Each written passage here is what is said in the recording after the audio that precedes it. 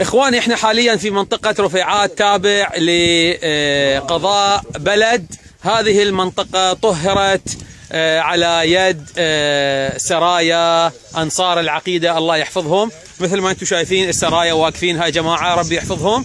وهذه المنطقة منطقة جدا كبيرة.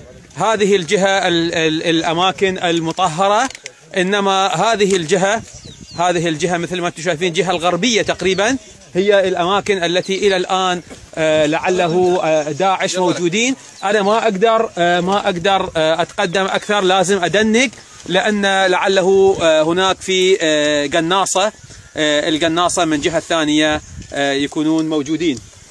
هذه هي السواتر اللي المجاهدين مسوين وحافرين ربي يحفظهم. هذه السواعد التقية، هذه هي السواعد القوية التي دافعت عن العقيدة، هذه السواعد التي دافعت عن معتقداتنا، عن الأماكن المقدسة، ونحن في بيوتنا ومع أهلنا